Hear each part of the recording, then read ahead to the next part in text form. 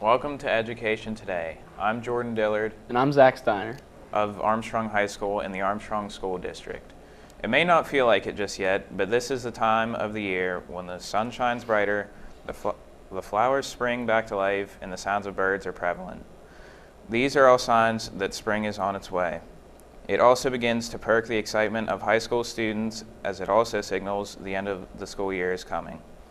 However, there is one last big event that happens every year that has some equally as excited. I know you were thinking graduation, but tonight we are talking about prom. We won't be talking specifically about details of the event, but instead talking about safety. With many students being out driving, it's important to be safe so that everyone makes it to their destination and has fun. Tonight we are bringing in a few guests to talk about driving safely on prom night. Welcome to Education Today. Would you please introduce yourself, where you work, and what roles and your roles within the district? I'm Mrs. Kluken, and I teach driver education, life skills, phys ed, physical education, senior high, and health aid. And I have been in the past wellness person in the buildings, and I have also been a SAD coordinator in the past too. What is the goal with the driver's ed program? Our driver education program is to make all of our students safe as they drive away, as they become 16, 17, and 18 years old in our Armstrong School here at our school.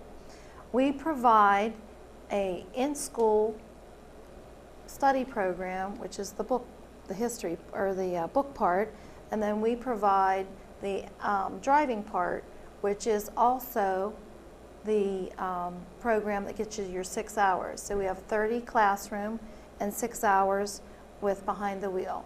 So Mr. Morris, Mr. Frazier, and myself, Ms. Kluken, we all provide the after-school program. How does driving at night differ from driving in the daylight? Driving at night, you can only see as far as your headlights. 150 for the low beams, maybe up to 300 feet for your high beams. So is that enough distance to react very much? No. So this way you have to be very good at judging your distance and timing. So you really should follow the speed limits, and you should also follow, your safety areas where you're looking down at the white line when the bright lights are coming at you, especially the new lights that they have in the vehicles. Oh yeah, they really seem bright. to be brighter. Yeah. Don't you guys think so? Yeah. Yeah. And it's annoying, and then people don't turn their high beams down, and then, or you have your high beams on them and they can't see. So it's a very difficult situation. And when it comes to the driver program, you need at least 10 hours of driving at night, at least. So that's when most of you kids are out there, Friday nights, Saturday nights, after work, after 11. So that's when you have to be very careful at night driving, and your parents should actually give you more than just the 10 or 15 hours that's needed. Yeah. Why do you think so many people, not just teens, decide to drive under the influence?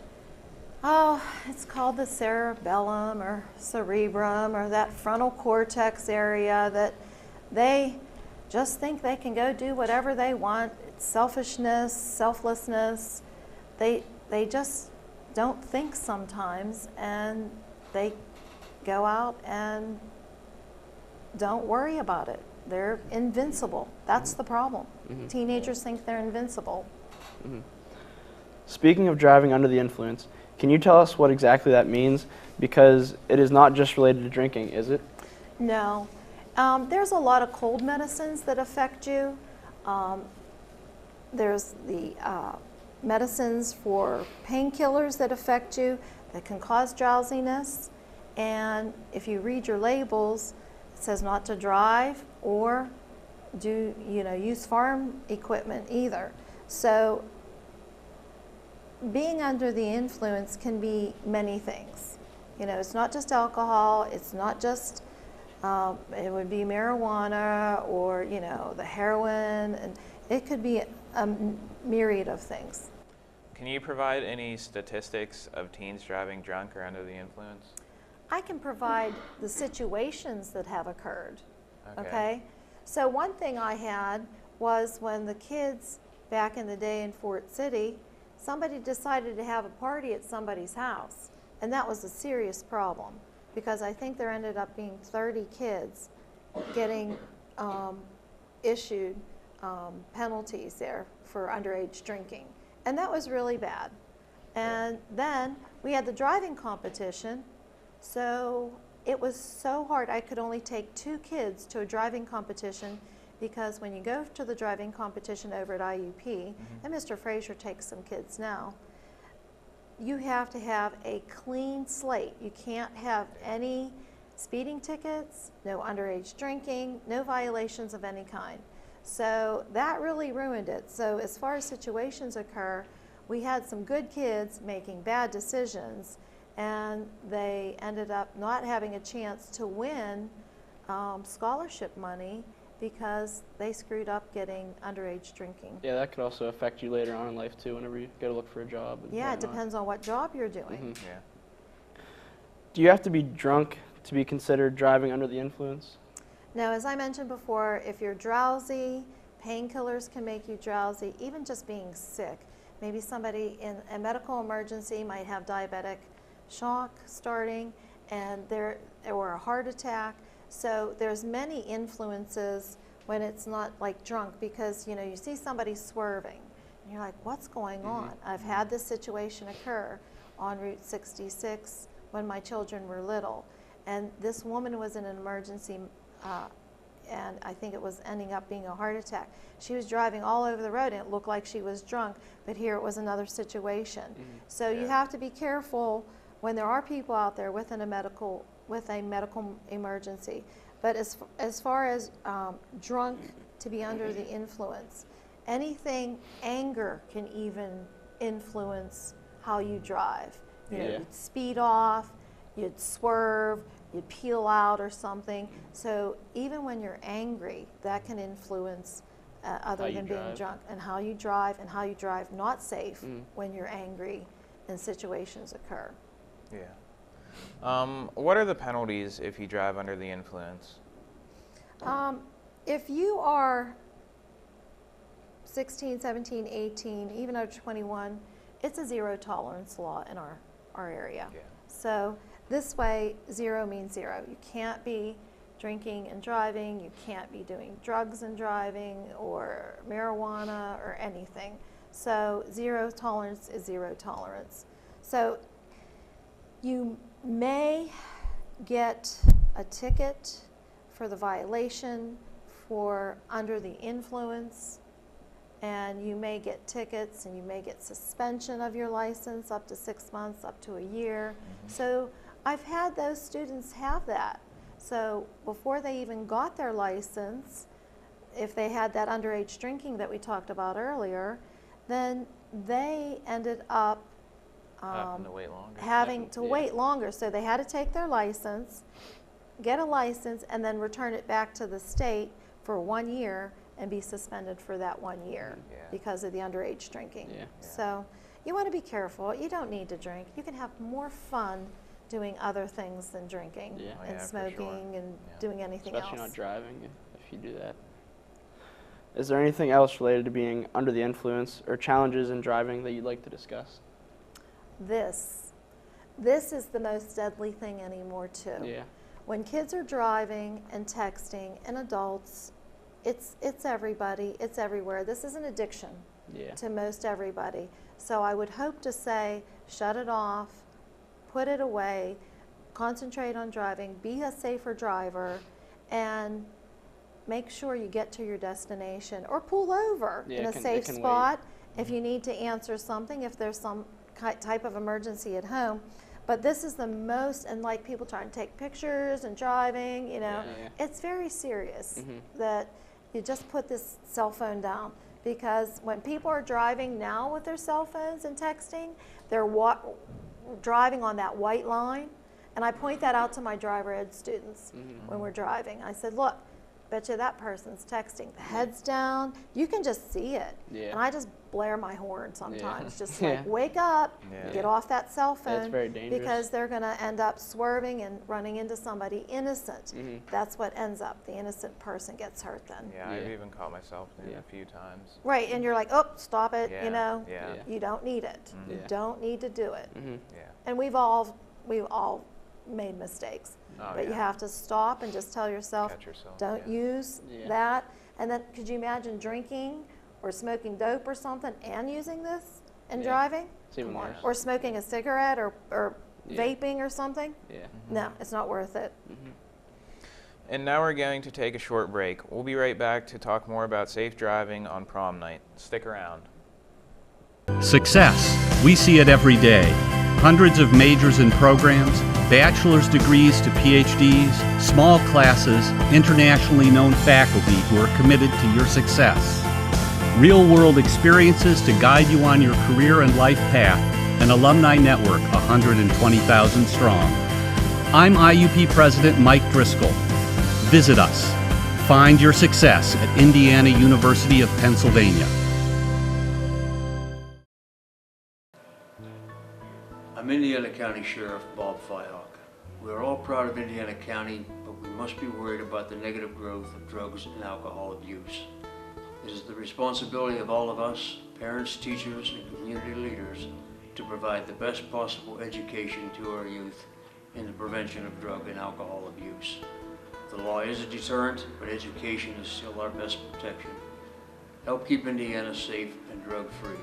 For more information on how to talk to your kids about drugs and alcohol, go to the abovetheinfluence.com, brought to you by the Armstrong, Indiana Drug-Free Communities Coalition.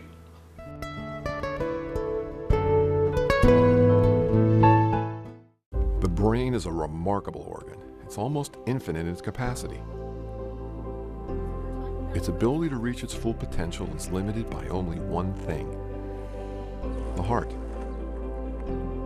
For if the heart isn't fully engaged in what you're doing, if you have no drive, no passion, the brain will simply go through the motions. Find your success at Indiana University of Pennsylvania. And we're back with Education Today. Tonight we were talking about safe driving on prom night with teacher Stacy Clicken. How should teenage drivers prepare themselves for peer pressure after prom? Ooh, that's a really good question. It is. I've actually never had that asked of me. Peer pressure. I think that you should stay strong with your firm belief that you want to stay safe. Yeah. You love your family, Yeah. you love your friends, you don't want to hurt them. So how do you handle it? Let's put that question, because you are here right now. How are you going to handle that peer pressure? Putting us on the spot. Yes, I have put you on the spot. Well, I guess, like you said, stay firm in my belief and just kind of go on my own way and do what I know is right. Yeah, and what to exactly. do. Yeah. Zach, what would you tell them? What would you say to someone? It's like, hey, don't worry about that. That Kluken lady, she's crazy. You know, forget what she said on that TV show, you know? Yeah, What would you tell them? How are you going to prepare you? How are you going to fight back in Just tell them you positive have words? a bright future ahead of yourself, and you don't need to do something stupid. Just, it's not worth one night of having fun and an accident maybe, or ruining your whole future over it. So it's by not worth telling them you care, Yeah. and you want them to be alive Yeah. too. Yeah. So you're their friend, and you Yeah. want to say, hey, I care about you. Yeah. Don't be Yeah. doing that. It's Yeah. not Yeah. healthy. First of all, it's not worth killing it. those brain cells. Yeah, it's not worth one Yeah. night. Not worth that one night. So peer pressure is, maybe that's something we need to work on. Yeah. Our SAD Yeah. group here in our high school. Yeah. Maybe we should have some skits Yeah. and portrayals that way, and see if that can help I'm sure be that a would positive Yeah. influence. Yeah. Help a lot of people. Yeah. So are there any safe organized gatherings or events for students to attend after prom? Oh yes, if everyone knows Miss Chimka, we have the best after prom everywhere. Miss Chimka, this is your clip here, okay? She has been dedicated, and there's some other crew members that she has. I've stayed a few nights for the after proms and Yeah. did my crazy things. You know, you've seen me Yeah. last year, and Yeah. We've had some former students from Ford City that have helped City's a great out, town. and we've had some former, teachers that come because their kids are in attendance of the prom. So our Armstrong High School now, after prom, I would love to see like 500 kids there. That would be our goal. Yeah. Yeah, that'd be awesome. Because it's been down. And I know mom and dad sometimes when I have their kids there, but it's fun. Everybody in our after prom gets a gift, or two, That's or three, nice. or four. Yeah. So if you've attended it, and then when they have those magicians there and the hypnotists, Oh, yeah. that's Entertainment's always- hilarious. yeah. Cool to watch. Oh, I love, and the Yeah. food. The food's just great. And the dancing and all that and all Everyone's those. having fun. Yeah, Yeah. everyone's having fun. So I think our after prom is the best organized. Yeah. For students who attend these events, do you feel that they should be checked at the door to ensure they are sober and aren't bringing anything illegal in? Oh yes, that's why we teachers are there, and the security. We want to make sure everyone's safe, and if there would be an issue, things are taken care of quietly and quickly, and if somebody makes a mistake, they're going to be taken care of. And it's sad if we have to call your parents and have you arrested that night. You're supposed to be having the most fun of Yeah. your life, Yeah. So I just want you all to know that we're there, we care, but if we catch you and you smell of even mouthwash, a lot of mouthwash, to try to cover up the alcohol, there's going to be suspicion lurking. Yeah. How do you think kids can stay safe after prom? So after the prom, we try to get you to come to our school after prom in our gymnasium, which is basically a lock-in. But if you go home, some people have to work in the morning. That's okay. So you've got to be very careful. That's why it's done at around 10:30. So if anybody has their princess license, as we call them, or prince licenses, They can get home in that time. they can get there in a half hour before 11 p.m. So what time does after prom end? How long does that last? I do believe it ends at 5, because from 11 p.m. to 5 a.m. is the restricted license for a junior license. Okay. Are after prom parties safe, and do you think students should attend them? Well, in my experiences, I have found that there's a lot of drinking and whatever else. And who knows, there might be unprotected sex. So you've got to be very careful, and it's like, oh, prom night, oh, and then somebody loses their inhibitions and, they could end up pregnant or with Yeah. an STD. Yeah. So you've got to Yeah. be very careful of where you're at, who you're with, and people are providing alcohol. Oh, I'll just take their keys, the parent says. But there are so many Other things? parents Then the parents that are you at could, risk. you could do so many other different things. Yeah. And there's so many penalties. If they penalize the parents, every ounce of alcohol is penalized. Yeah. I mean, you'd be $40,000 to $50,000 in debt Yeah. with just a small amount of alcohol. Have you or anyone you know ever been involved in an accident that involved a driver who was under the influence? Well, it's not me, but I've seen too many people and heard too many things of people driving under the influence. That my son's a firefighter, and there's been rollovers, things like that. We've had tragedies in both high schools, Katanning and Fort City, in the past, where kids are under the influence. They hit a tree, they roll over, they're gone. Yeah. And we're so sad because they should know better. Yeah. And that's why we're here today discussing how can we get better peer pressure to get them not to drink and Yeah. drive and Make smarter under the decisions. influence, make those smarter decisions. So that's what we're here to do. We're here to get the word out. We care. Yeah. Yeah. What would or could you say to influence teens to stay safe before, during, and after prom? Well, if they have to think of me and how crazy I want to be, just to stop it. Don't do it. Yeah. It just, the say no thing isn't there. It just Yeah. means we have to get to you. We have to Yeah. influence you. And that's very difficult because Yeah. you are so brass Stubborn. and stubborn and I'm We make our invincible. decisions, Yeah, and then your decision-making skills aren't there yet. Yeah. You know, because you're just wild, free, and Still developing.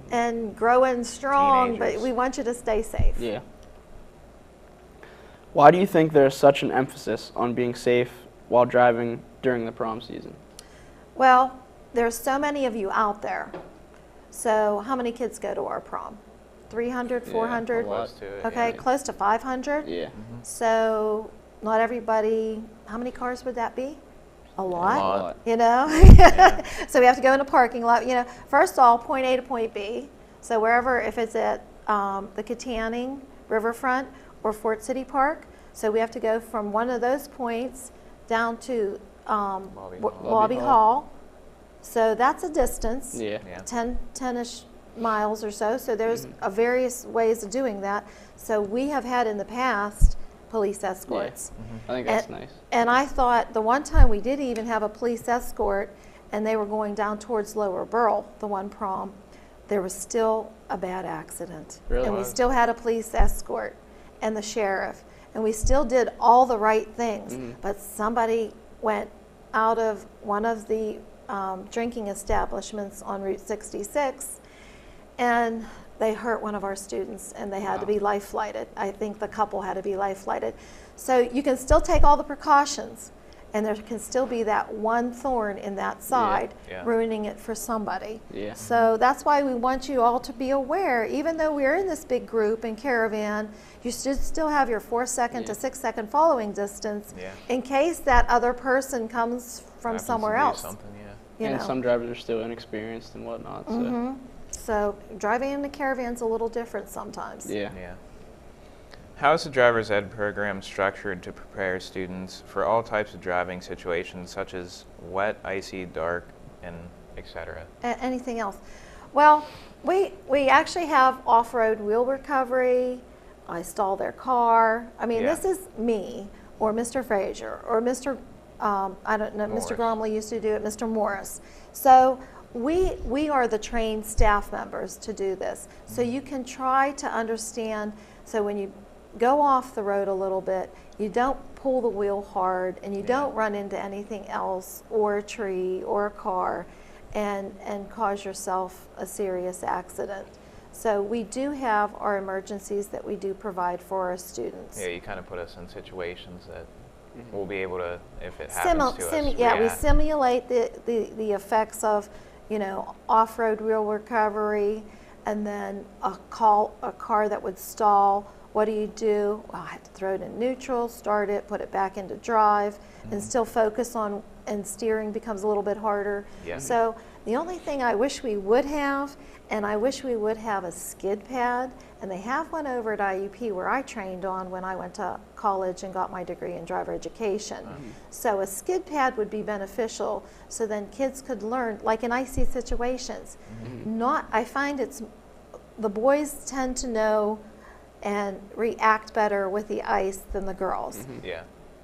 Because the parents take the boys out more, or the boys are more daring, and they go in the parking lot and start doing all those figure eights. Have you guys done Yeah. that? Yeah. And Just that's to get a okay. feel for the car. Right, you feel for the car. You're still having fun in the snow and the ice, but I tend the girls aren't taken out and experience Yeah. like, okay, slam on your brakes, see how you slide. They're kind of more cautious. and- Right, and they are. Yeah. They are for some reason, whether it's our medical, you know, our makeup of our body systems. Yeah. So, Is there anything else you'd like to talk about concerning prom safety, just the driver's ed program, anything like that? well, one thing as a SAD sponsor, when I was at Elderton High School, I was helping out the teachers that were in charge of the prom. And what I did, the kids made up a little note. We had, I think, a little Hershey kiss, and I think it read, "Don't kiss this night goodbye. Drive safe, and we care." So maybe that, even that one little note, I tied everyone that I could figure out was our students that drove. Now, of course, Elderton was a smaller school. Yeah. So, but I don't know, tying a little note on somebody's handle, do you think that would help? and Awesome. remind Yeah, I them. mean, So maybe it'd we make could 'em do think that about this it. year. Yeah. You know, tie a little ribbon that says "We care, don't drink and drive, or be under the influence." Yeah. Might be Yeah. a possibility. Anything that makes us think about it. Yeah. Well, that's all for our show today. I'd like to thank our guest, Ms. Stacy Klukin, a health and driver's ed instructor at Armstrong High School, for taking her time to be our guest today. Our thanks also goes out to a TV production crew of Armstrong High School, led by their teacher, Josh Miklos. Please join us again next week for another look at the Armstrong School District. For more information about the district, visit our website and have a great week.